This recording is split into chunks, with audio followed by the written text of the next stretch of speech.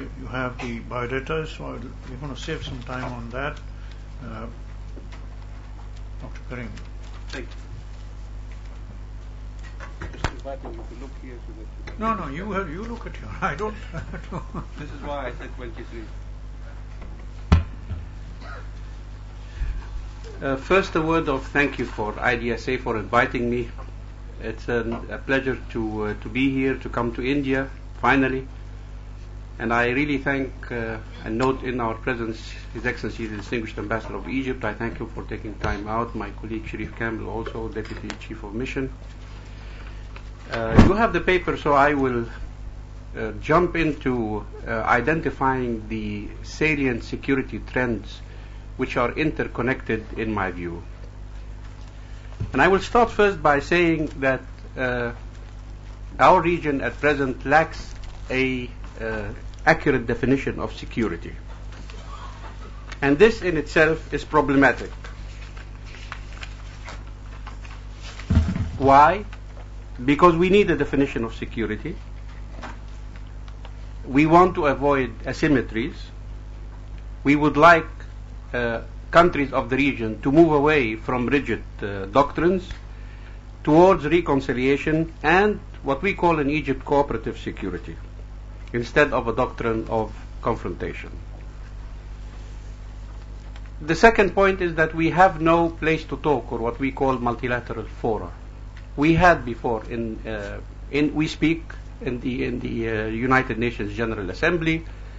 We negotiate texts and so on, and most of these are rather problematic than helpful. But we had what we called, after the Madrid Peace Conference, the Arms Control and Regional Security ACRES talks, a specific track for arms control. And during those talks we had, first of all, established a lot of friendship amongst the participants. The talks grew to encompass the IAEA later on, and the Saudis at a later stage, and so on and so forth. And the Israelis were present from the very start. So at present, we have no such multilateral fora to speak and to negotiate and talk and fight with one another in a gentleman's way. And third, the region also witnesses conflicting military doctrines, and that in itself is a problem, because if you move towards a culture of peace, we all have to learn how to give in, to negotiate, and to reach consensus. It's not a zero-sum game. Fourth, there are no confidence building measures, CBMs. Confidence building measures are important. They are important because they are corollary steps towards the final ultimate objective of achieving peace and security. So until we reach this moment in time, it is important to develop these confidence building measures. Yes, there are some within the peace treaty between Egypt and Israel, but of course it is important to enlarge in that to encompass all countries of the region. And then unfortunately there is the breakdown on what the Israelis called a long time ago the slippery slope. And this was very evident when we started negotiating with the Israelis on an arms control non-proliferation agenda in the region. It was very important that we identify the measures, the steps, the fundamentals, and place them in priorities. And it was but natural to speak about nuclear weapons.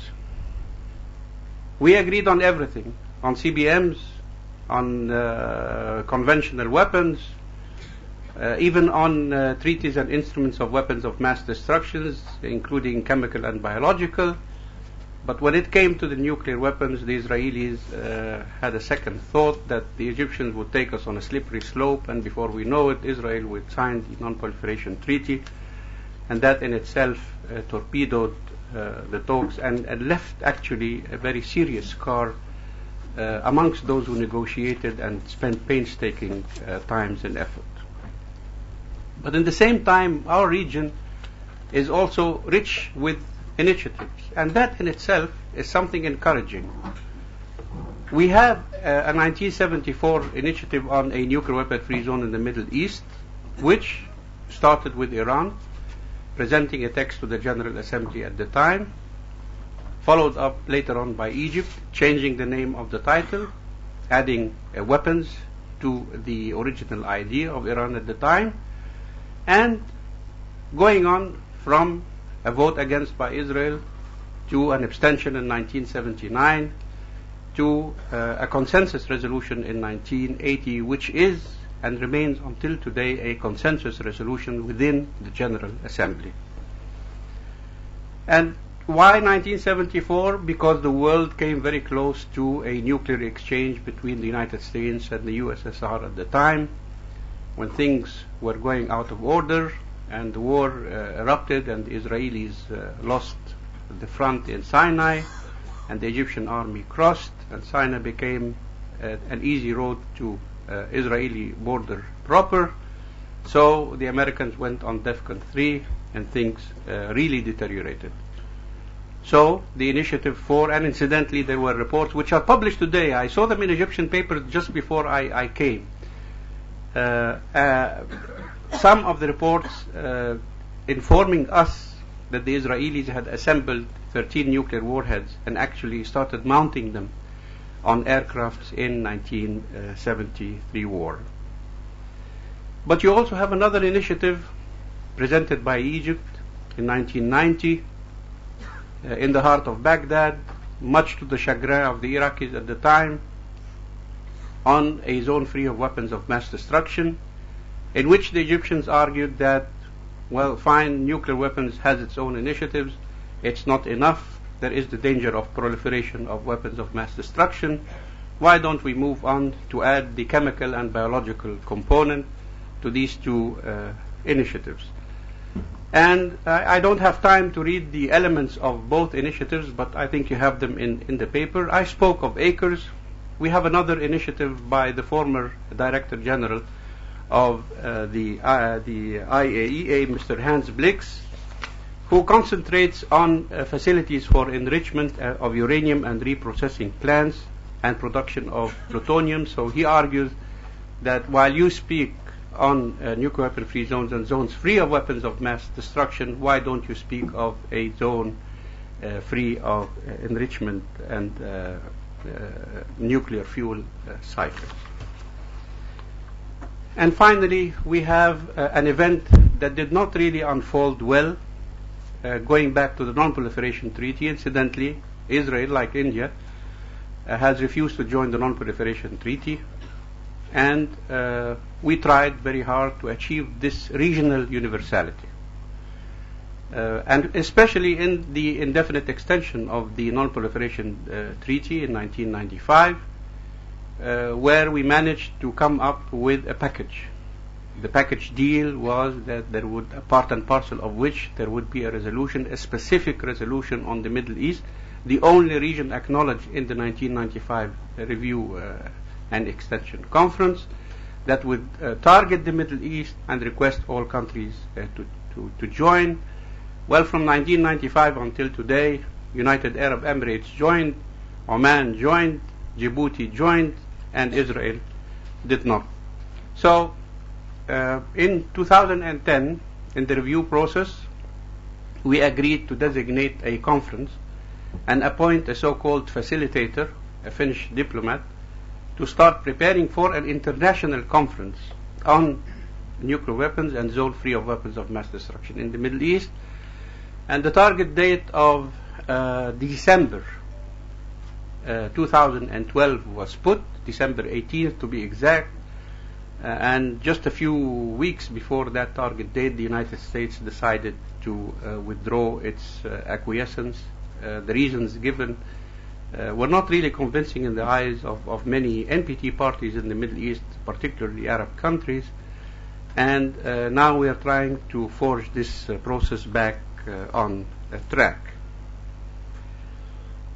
But then what are the implications of the Arab Spring on this so-called security dilemma? I argue that a zone free of weapons of mass destruction, including the delivery systems, should be part of the solution, part of restructuring the security setting of the Middle East, which will spill over and affect the West Asian area in its entirety. Yes, we are all very busy with democracy building, human rights, good governance, and so on, crucial and very important objectives. But we argue that the security of one nation should not draw from the security of other nations. And that without this proper security setting, it will not be proper to indulge into positive steps towards a democratic transition in our. They go synonymous. It is not enough to concentrate on one basket and ignore the others. When it comes to Iran, of course, the panel before me discussed this issue, and it was rightly mentioned that Gulf countries in particular would not accept to be cornered between a nuclear weapon Israel and a nuclear Iran. But that's not the whole case. And if I were an Iranian, I'm sure they are, but they would really consider the spillover effects of such a policy on Turkey, on NATO, on frontiers, and so on.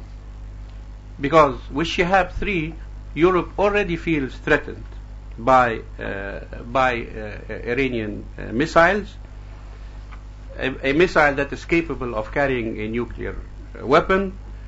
And this may pose or force strategists to redraw, reassemble, reorganize their flanks, move the nuclear threat or strike force closer to the Middle East. And this will never become an Iranian issue. It will affect us all, because we are all in the same basket, and this is why we remain concerned. And it may also push certain Gulf countries to seek security guarantees or even nuclear assurances from the West, or increase foreign military bases in presence. And very recently we had a very interesting event, Kuwait allowing very limited military facilities for NATO, of course with an acceptable explanation from my Kuwaiti friends, but it remains a very worrisome and it augurs well with this kind of direction or argument.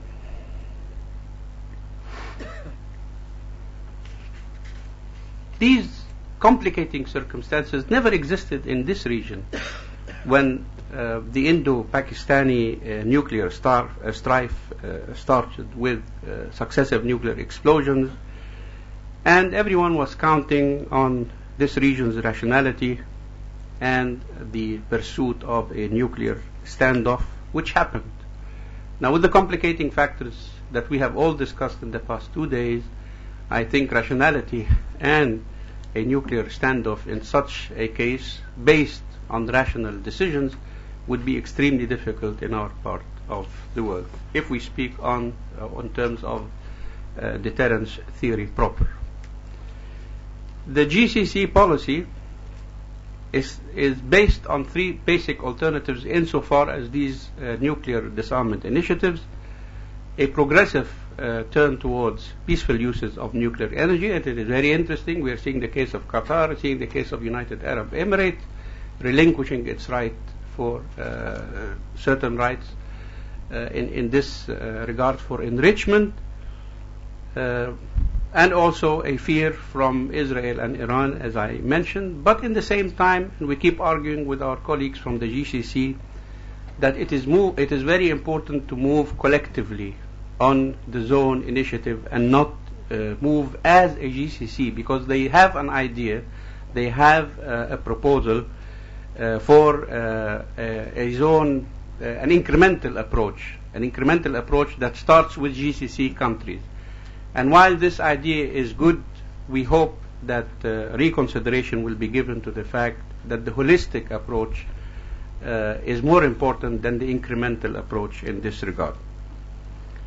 So, once again, and that has been said in the morning, I argue that it is very important for Iran to remove all misconceptions, to consolidate international confidence, and even to invite inspection delegations from friendly countries to go and visit Bushehr and so on.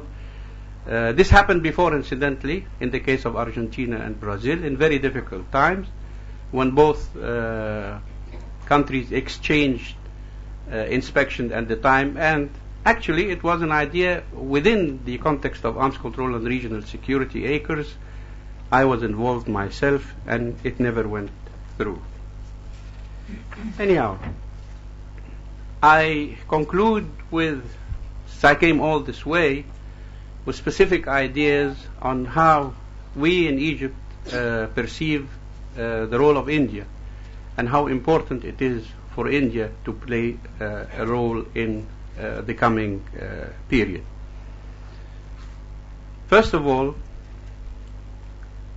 we would like that India's definition of national security should not be confined to the peripheries of West Asia. Because having listened to your own geographic delineation of West Asia, it seems to me that there is a demarcation line that does not fit well with your or with India's global role that is much entirely needed in our region. So perhaps a rehash of quick, assertive, vibrant diplomacy, positive engagement is direly needed in this regard. Second, yes, countries in the Arab world, Arab Spring, are having serious problems with democracy building and democratic transition. And here, India succeeded in sorting out many extremely difficult questions decades ago. And our countries need assistance in party platform building, political domestic outreach, how to instigate political participation, how to build institutional building, prerequisites for democratic transformation. And actually, in my previous job, which I resigned only a few days ago or weeks ago, I argued for very strong cooperation between the Indian Election Committee and the Egyptian and Arab Election Committee. It is very well, here in India, you do not have a judge who heads the Indian Election Committee. You have a reputable international Indian figure. And you have training, you have research and development, you have capacity building, and so on. And over the years, the Indian Election Committee has become extremely important in this regard, and I would underline that as a very important element of cooperation between India and our part of the world. Third, Bandung started with Egypt and India.